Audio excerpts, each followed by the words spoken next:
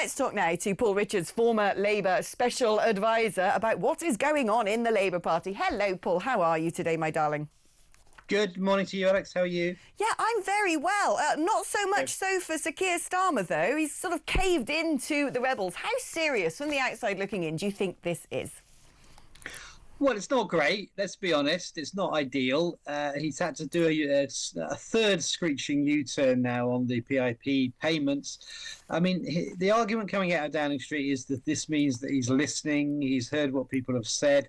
The rebellion was led by people who are not his natural enemies. You know, these were people often very much on his side within the Labour Party, and they were saying, "Come on, Keir, this is not the right policy to achieve what we want."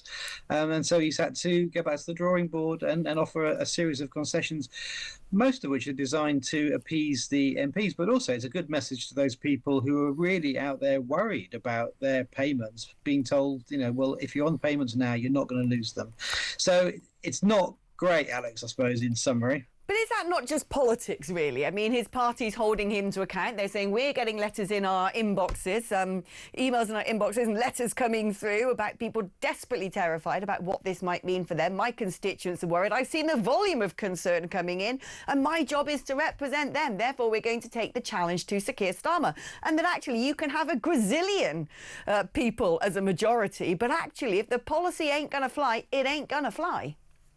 I think ultimately that's what happened. People just said, well, look, if the objective is to get more people into work and to say that people are not just languishing on benefits for the rest of their life, if they have the ability to do some kind of work, and many of those people have got that ability, you know, we are spending more on disability benefits than we are on defence as a nation, and it's gone up 10 times since the 90s. So something's going horribly wrong with the system.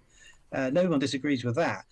The answer is, well, you know, what do you do? And I think the policy that Liz Kendall and others cooked up just felt a bit under scrutiny. It was, you know, people were saying, well, hang on, my constituent, you know, will be told they're not going to get the money, even though they can't work, and they're falling in between all these different criteria and not getting enough points in this point system. And so the politics didn't work. And now that led to the rebellion. And when it's people like Meg Hillier leading it, who are very established. I mean, she's a former minister. She's chair of the big Treasury Select Committee, a very important committee. These are not just the usual suspects. Some of the people saying today they're still going to rebel are people who just want to tear down Starmer and always have done. But the bigger group that caused the impact were the people who are loyalists, saying this policy ain't going to fly, which is why the government's had to go back to the drawing board rather than risk defeat on Tuesday. So, you know, it is. I suppose, you know, when my kids screw something up, Alex, I always say to them, well, what have you learned? What have you learned from this? I say, and I think the government needs to look at what it's learned. It needs to listen to its own backbenchers. It needs to test its policy, and perhaps most of all, it needs to involve people who are going to be affected by the policy in the design of the policy. They've finally woken up to that basic idea in these concessions, but that should have been hard baked in a year ago. I mean, how much of a risk is this to Sir Keir Starmer? Because we're hearing the usual sort of murmurings from the Westminster bubble. Everyone gets really excited in my profession if they think a Prime Minister might be toppled. How likely is that? Well, being absolutely honest, I think it's very, very, very unlikely indeed. I think this is a flashpoint on a policy issue, but it's not a bigger malaise within the party. And it's not like the Conservatives who just sort of seem to swap their leaders over so frequently. And maybe that's a lesson Labour has learned. It's only 1 year in since he won this absolutely massive majority. And don't forget, most of the Labour MPs do owe their seats in Parliament to the fact that Keir Starmer got Labour over the line with a massive majority just 12 months ago. So there's a residual support and a residual loyalty deep within the Parliamentary Labour Party. But there is also a demand, OK, we need to see more of you. We want to be listened to more. You know, we want to see you in the tea room and coming to the Monday night Parliamentary Labour Party meetings. And some of the handling around this, I think, is come under scrutiny as well. And I think the MPs are saying, you know, we're a resource, for heaven's sake, use us. Don't just misuse us like lobby fodder. Do actually listen to us and involve us and include us. And, you know, in return for that, we'll give you our support. So I don't think we're on the brink of a dramatic sort of like the Tories did getting rid of Boris or whatever. We're nowhere near anything quite so exciting as that, I'm afraid. Yeah, I mean, it might be exciting for we journalists, but it's not very good for the stability of the country. Well, quite, Is yes, the Labour exactly. Party's problem going to be, over the coming 4 years, that our financial situation is in a pretty terrible state? We all know that. We know the interest that we're paying, just the interest on the debt alone is bigger than our defence budget. We're constantly being told about all of these huge fiscal black holes. A lot of money's already been chucked at certain things that perhaps they should have second thoughts about, net zero, etc. Saving the planet is all very noble, but not if you can't afford it. But is the problem not in general, on the left, the idea is to have a bigger state that gives more support to the public, so therefore it kind of needs more cash. But we're a cash-strapped nation right now. Our economy's, hit the skids. There's very little growth going on, which is sort of indicative of the sort of stagnation going on around Europe. The highest energy bills in the world, a situation that could well be exacerbated by geopolitical activity. And then at the same time, the pull factor, the challenge factor in Labour heartlands is coming very much from the right wing in the form of reform. So this might be the first sort of, big crunching obstacle of many going forward, because the fact of the matter is sort of the normal Labour MP wants the government to spend more, do more, give more, when that money's just not there. Well, that is a very good summary of the government's dilemma, I would say. It's a very, very astute way of summing it all up.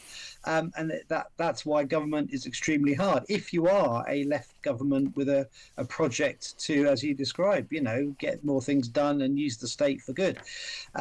The whole project, the whole house of cards is predicated on one simple word, though, isn't it? And that is growth. And unless the economy starts to grow, you can't spend the money that people would naturally want to see being spent on things like tackling mental health or more trains or whatever it might be. And so we think we can use government, the power of government, to stimulate growth in the private sector, for example, with the massive house building projects. And also the defence dividend. I mean, we're going to be spending more on defence, as we saw with the NATO summit this week, but there's a benefit to the economy from that as well. More young people perhaps in the armed services who've got money in their pockets to spend and get more social mobility. Small businesses are going to have to supply things up and down the supply chain, as well as the big infrastructure investments in factories to build aeroplanes and all these things. So there is a dividend from that too. So you can use the power of the state. You can stimulate growth. Government can't create jobs, can't do it by itself, but it can help businesses to do that. But that is the whole premise of everything, is based on that idea of growth. Unless we get growth, then the government is sunk. We know all about the growth thing, because that was the only word coming out of everyone's lips during the snap election. We know how to grow the economy. We do. We're going to grow growth. But actually, when you look at what's gone on since Sir Keir Starmer's come into power, and I'm not saying he inherited a particularly peachy picture, he did not. But what he's done since, or what subsequently Rachel Reeves has done by doing things like adding to employers' national insurance, has a dampening impact, in fact, on companies that may want to expand and hire more people, because that's going to cost them more money. Same with all the sort of net zero regulations, which is sort of adding to the cost of energy bills. That's not particularly making matters any easier for our economy. And now Angela Rayner wants to push through a workers' rights bill, which might sound really lovely on the surface. Yeah, you can work from home, you can get sick leave from day one, etc., etc. But most employers are going to look at that and think, we're not going to be able to afford this if people do that. We're not going to be able to hire people. And so rather than growing, we seem to be shrinking. That's the problem, isn't it? Well, we are growing, but not as fast as we need. On workers' rights, happy, content, well-paid and looked after workers are more productive. Workers who are anxious and waiting by a phone to see whether they've got a job that day are not. So actually, the basic idea of looking after your workforce is a good one in its own right, but also is good for the economy. So that's on that. In terms of some of the net zero stuff, I think there are job opportunities in this, and there are businesses that can thrive by investment in green economies and, for example, the new technologies around carbon capture or wind turbines, whatever it might be. There's jobs there and apprenticeships there which will stimulate growth as well. And when it comes to things like house building, again, everyone knows the housing market is broken, so we do need to build those affordable housing. But it does also create jobs, and it creates apprenticeships and all the things that we're going to need, skills in the future, chippies and brickies and sparks and all that. So, it's all good. It's all part of a bigger picture of how do you stimulate the economy in all these different ways, so that people can be a bit more confident about the future.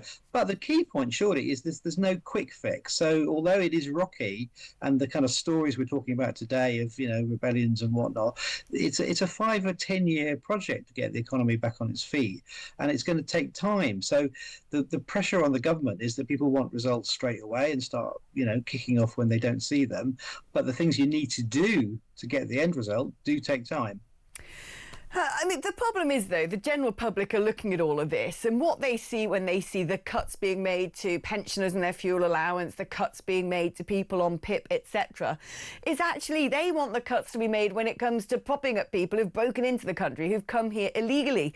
And in terms of beginning to bring those numbers down, it seems to me Sir Keir Starmer's approach with France might be to have this one in, one out, which isn't going to change the numbers at all. It might potentially, if people are actually being immediately deported for crossing the channel on a small boat, start deterring some of the people traffickers, but it's actually not going to bring down the number of people we have to put up in hotels or disseminate around the community in houses of multiple occupancy.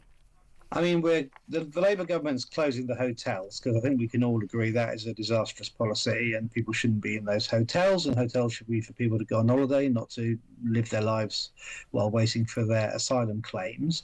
I think the idea that we're now going to be able to drag these boats back to France, and the announcement hasn't been made yet, so let's see what actually is said next week. But I think the idea we can start returning the boats to France will deter the people smugglers. I mean, the people smugglers are all about money.